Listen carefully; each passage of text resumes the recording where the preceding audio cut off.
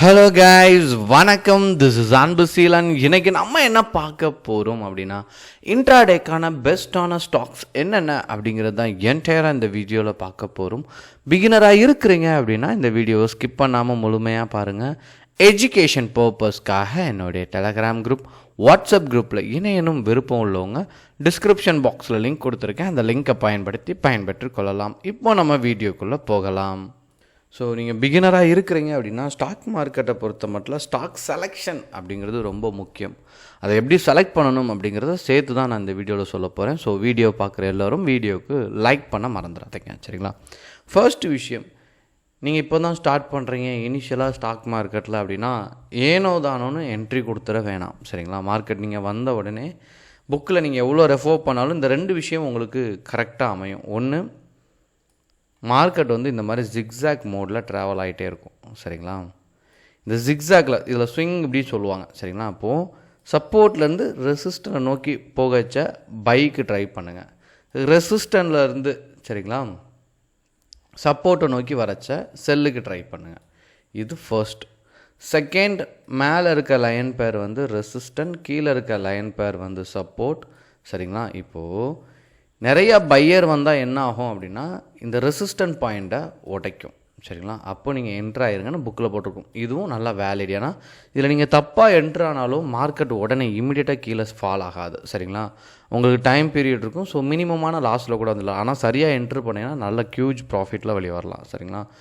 இதை காட்டிலும் இது ரொம்ப முக்கியம், சரிங்களா? அதேமாதிரி நிறைய செல்லர் வந்தால் சப்போர்ட் லைனை உடைக்கும், உள்ளே என்ட்ரி கொடுத்துக்கலாம். இந்த ரெண்டு விஷயம் தான் நீங்கள் மேஜராக எல்லா இடத்துலையுமே பார்ப்பீங்க, சரிங்களா? இப்போ நான் காட்ட போகிற ஸ்டாக் ரெண்டுமே பேஸ் பண்ணியிருக்கோம். அதுக்கடுத்து பேட்டர்ன்ஸ், சரிங்களா? நிறைய பேட்டர்ன்ஸ் இருக்குது. ட்ரையாங்கிள் பேட்டர்ன், அந்த மாதிரி ஹெட் அண்ட் ஷோல்டர், அது கொஞ்சம் ஸ்விங் அந்த மாதிரி போகச்சா நீங்கள் யூஸ் பண்ணிக்கலாம். இப்போ நான் சொல்லிக் கொடுக்க போகிறது இன்ட்ராடே. ஸோ இதை பார்த்தீங்கன்னா ஃபர்ஸ்ட் இன்ட்ராடேக்கு சூட்டபிள் ஆகிறதே நமக்கு என்ன இருக்கணும் அப்படின்னா ஸ்லைட்லி அப் ட்ரெண்டில் இருக்கணும், சரிங்களா? ஸோ அப் ட்ரெண்டான ஸ்டாக் தான் ஐசிஐசிஐ. ஸோ இதை பொறுத்த மட்டும் வரக்கூடிய நாட்களில் 675க்கு மேலே போச்சு அப்படின்னா ஒரு ஸ்ட்ராங் கன்ஃபர்மேஷன் இருக்குது. அப்புறம் பார்த்துட்டிங்கன்னா ஐஓசி கரெக்டான ஒரு பேட்டர்ன், சரிங்களா? அப்படியே சுருங்கி, ஸோ இங்கே ஒரு பிரேக் அவுட் நடந்திருக்கு. இன்னும் நல்ல பீக்கில் போகிறதுக்கு பாசிபிலிட்டிஸ் இருக்குது. ஸோ வரக்கூடிய நாட்களில் 169.50 இதை கிராஸ் பண்ணிச்சு அப்படின்னா நல்ல ஒரு கன்ஃபர்மேஷனான ஸ்டாக். அப்புறம் பார்த்துட்டிங்க அப்படின்னா பெர்ஜர் பெயிண்ட், ஸோ ஒரு பிரேக் அவுட் நடந்து சஸ்டெயின் ஆகிட்டே இருக்குது, சரிங்களா? இன்னும் இதனுடைய லெவல் ஒன்ஸ் பிரேக் ஆகும். அதாவது நீங்கள் பார்த்தீங்க அப்படின்னா ஒரு லெவலையும் பிரேக் பண்ணும்போது சக்ஸஸ் ரேஷியோ அதிகமாக இருக்கும். இங்கே நீங்கள் பார்த்துட்டிங்கன்னா பிரேக் அவுட் நடந்திருக்கு, சரிங்களா? ஒரு நல்ல ப்ராஃபிட் இருந்துச்சு. அப்புறம் இதனுடைய ஹையை பிரேக் பண்ணும்போது இங்கே என்ட்ரி கொடுத்தீங்கன்னா நல்ல ப்ராஃபிட் இருக்கும். அகெயின் இங்கேயும் ஒரு பாக்ஸ் பேட்டர்ன் அமைஞ்சிருக்கு, சரிங்களா? வரக்கூடிய நாட்களில் இந்த ஹையை பிரேக் பண்ணும்போது என்ட்ரி கொடுத்தீங்கன்னா இன்னும் சக்ஸஸ் ரேஷியோ அதிகமாக இருக்கும். 533க்கு மேலே போகச்ச வரக்கூடிய வாரத்தில் ஒரு பெஸ்ட்டான ஸ்டாக். அப்புறம் பார்த்துட்டிங்கன்னா நாலாவதாக பார்க்கக்கூடிய ஸ்டாக் என்ன அப்படின்னா ஐஆர்சிடிசி, சரிங்களா? ஸோ எல்லோரும் ப்ரிஃபர் பண்ணக்கூடிய ஸ்டாக் தான். ஸோ 1061க்கு மேலே போச்சு அப்படின்னா ஒரு நல்ல ஒரு கன்ஃபர்மேஷனான ஸ்டாக்.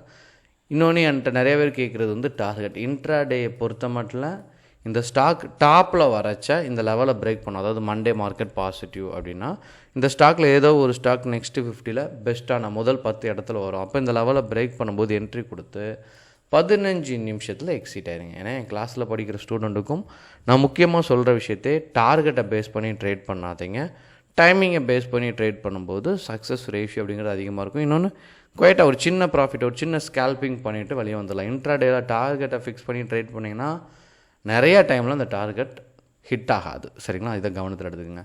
கடைசியாக பார்க்கக்கூடிய ஸ்டாக் ஐஆர்எஃப்சி. ஸோ நல்ல ஒரு அப் ட்ரெண்ட் பிரேக் அவுட் இருக்கக்கூடிய ஸ்டாக் தான், சரிங்களா?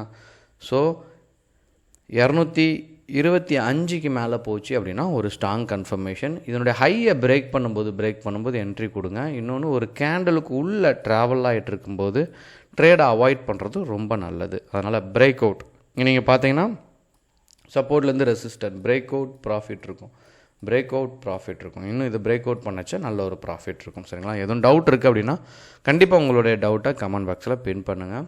நான் கண்டிப்பாக முடிஞ்ச அளவுக்கு நான் அதுக்கு ஆன்சர் பண்ணுறேன், சரிங்களா? Okay guys, thank you so much for வாட்சிங் திஸ் வீடியோ. டாடா, பபாய், see you.